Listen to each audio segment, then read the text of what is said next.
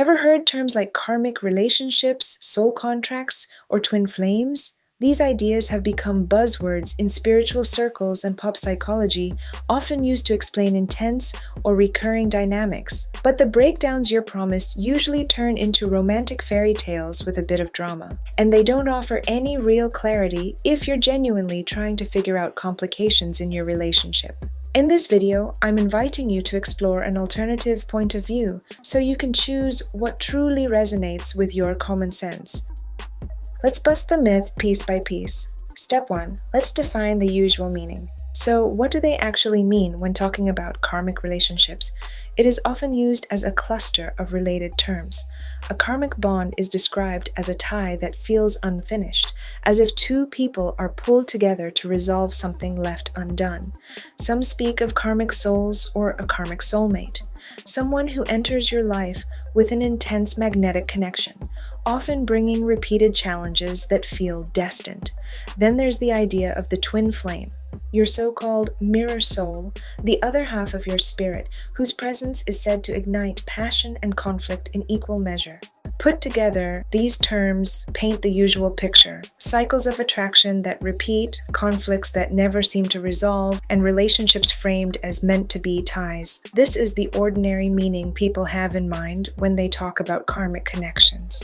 Out of all these, the idea of the twin flame feels the most misleading and unhealthy to me. Why? I'll explain in just a minute. Stay with me.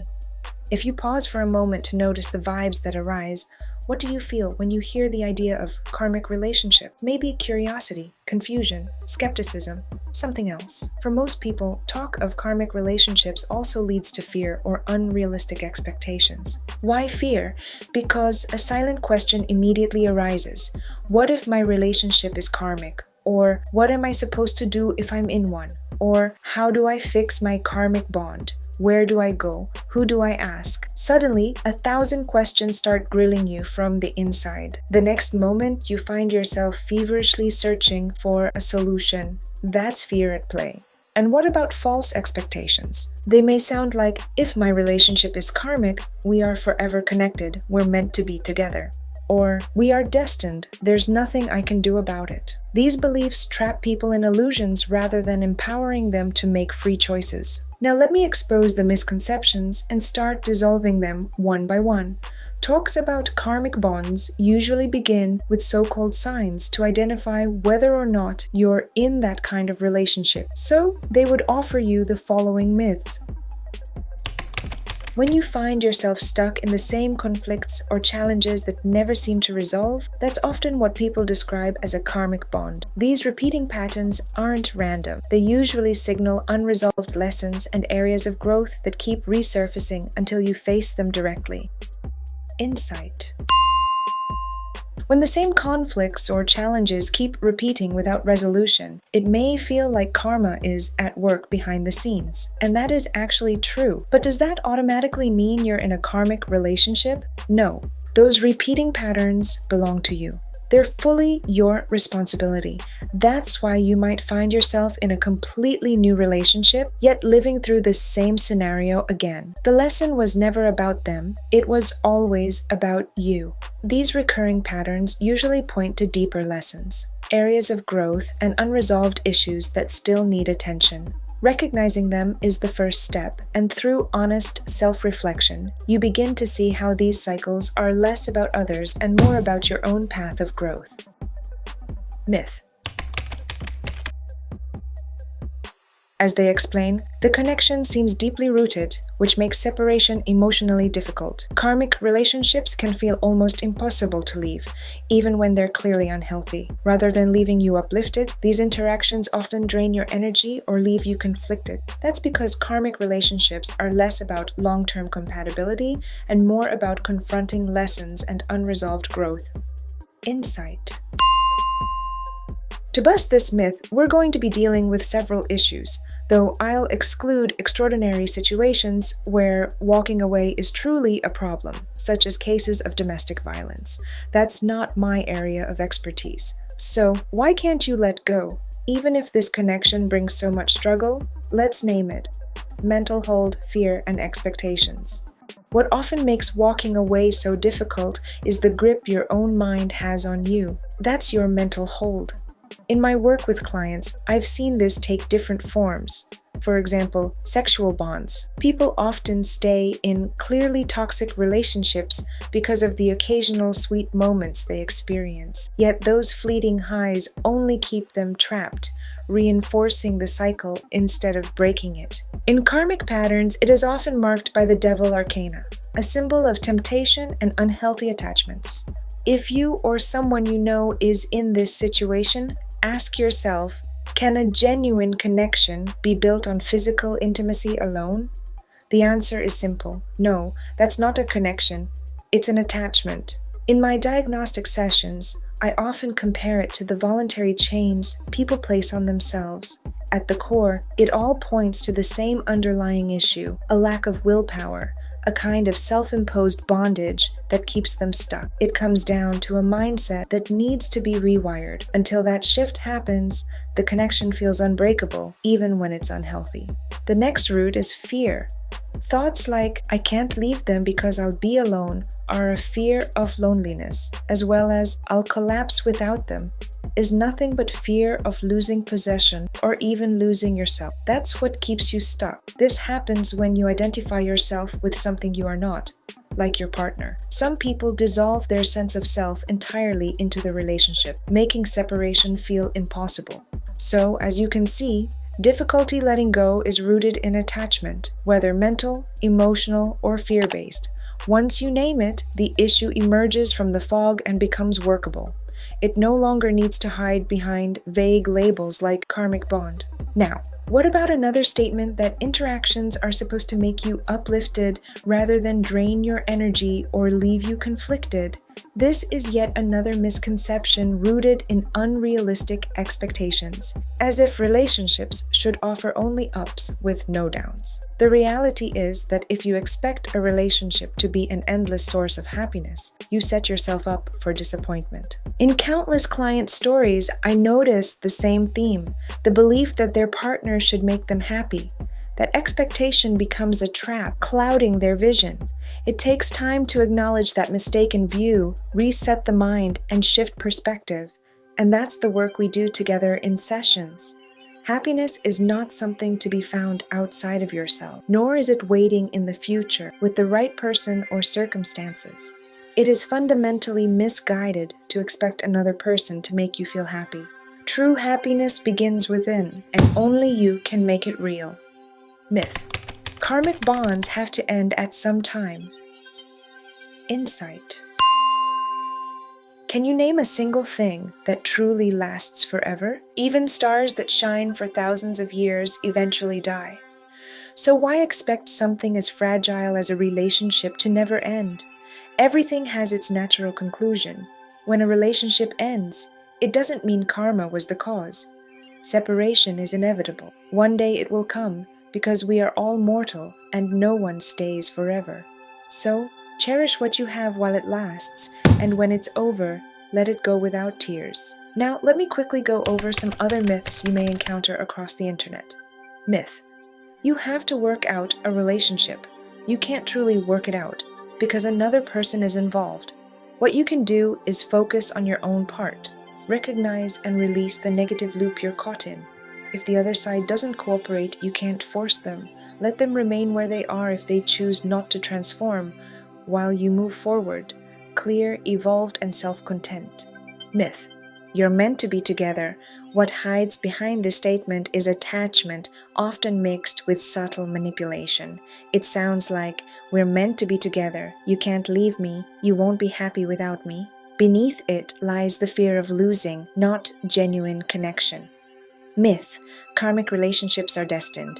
In reality, it depends on whether both partners are willing to work through the challenges that demand growth.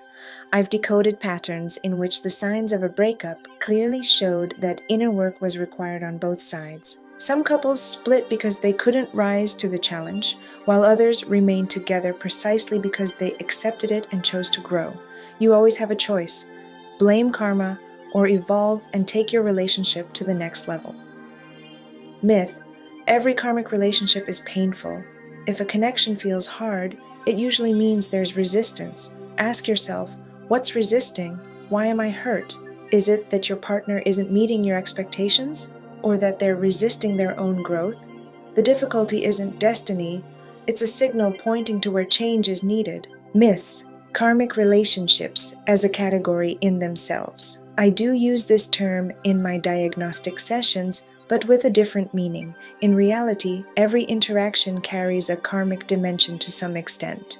When we talk about karmic relationships in the popular sense, it usually refers to uneasy or turbulent connections. The truth is, if you don't work with your own karmic patterns, you can turn any relationship into chaos. So there is no such thing as karmic relationships in the ordinary sense. There is karma within a relationship, and there is your own karma. The good news is that both aspects are within your influence and can therefore be transformed. Clinging to myths about relationships doesn't just cloud your judgment, it keeps you stuck in toxic dynamics. By blaming karma or fate, you wait for an imagined external signal rather than trusting your own awareness and doing the inner work. The harm is in delay, in suffering silently, and in mistaking endurance for meaning. So why am I saying all this? Because I bust the myths to help you see clearly, let go of wrong expectations, and begin rewiring your mindset. In my sessions with clients, I decode karmic patterns embedded in birth dates to reveal the hidden undercurrents that keep pulling you into repetitions of the past. My goal is to help you break those cycles and step into conscious choice. So, as we found out, no, karmic relationships don't exist. But yes, there is a karmic aspect within relationships. Patterns feel karmic because they echo unresolved lessons. When those lessons remain unrecognized or ignored, the cycle repeats. When they are faced and worked through, the relationship shifts from chaos to clarity, and the so-called karmic weight dissolves into growth. What people often call karmic is really unfinished emotional work, old wounds, childhood traumas, unresolved patterns. For example, one woman experienced heartbreak after heartbreak. When she finally paused to reflect, she noticed a common thread. Each man resembled her father, who had left when she was little. Her inner child, the abandoned girl, kept searching for a symbolic father, yet the image of that father never aligned with her true, ideal partner. It was, in fact, unfinished emotional work repeating itself until she chose to heal. So, how do you actually discontinue creating unhealthy patterns and start healing? The first step in breaking free is awareness. You can't change what you don't see. Begin by naming the pattern that keeps showing up in your relationships, the familiar storyline that feels karmic because it echoes unresolved lessons. Ask yourself, what situations keep repeating? What type of partner do I keep choosing? What expectations or wounds are driving those choices? When you give the pattern a name, it stops being invisible. Instead of feeling trapped in destiny, you start to recognize it as a loop, one that can be interrupted. Awareness doesn't solve everything, but it opens the door. Once the pattern is named, you can decide whether to keep feeding it or to step out of it. Awareness names the pattern. Ownership shifts the story. Instead of believing in a fated connection, you recognize your role. You stop waiting for destiny or for the other person to change and begin making conscious choices, to stay and grow, or to step away with clarity. And here's the most damaging misconception, as I promised to explain earlier: twin flames. It is often described as two halves of the same soul, a mirror-soul connection that feels magnetic, overwhelming, and destined. But this idea is misleading and in many ways harmful. Believing there's another half of you out there keeps you searching outward instead of doing your inner work. It becomes an excuse. This partner is wrong, I just haven't found my twin yet. You blame them rather than facing your own patterns. The most damaging part of this belief is the idea that you are incomplete without that mythical twin flame. It suggests you cannot be happy until you find them. That is fundamentally wrong. There is no missing half. You are whole. You are complete. Let me say that again. You are complete. If you've ever been told about twin flames, or even picked up that dangerous idea, I invite you to pause and reflect. When you keep repeating the story of a non-existent half of yourself, how does that make you feel? Instead of bringing peace or joy, it often creates anxiety, the sense that you're incomplete, that happiness depends on someone else. It also makes a sense of longing, as if you are constantly missing someone you may never meet. You keep looking into the eyes of people, trying to recognize, is that them or not yet? And that belief keeps you searching outward, restless and unsatisfied, instead of realizing the truth. You are enough, just as you are.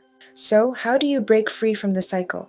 In my arsenal, I've got some efficient techniques to share, practical tools to help you recognize, interrupt, and transform the patterns that keep repeating. Step 1. Begin with building self-awareness and ownership. Recognize your patterns and take responsibility for your choices. Step 2. Heal emotional triggers. These sharp reactions surface when old wounds are touched: anger, fear, abandonment, rejection. Healing doesn't mean erasing the past, it means changing your response. Notice the trigger, pause instead of reacting, and trace it back to its origin. This transformation takes practice and patience. It won't happen overnight. That's why this stage is often where I guide my clients, helping them build the skills to respond with clarity instead of pain. By working through the underlying hurt, you loosen its hold.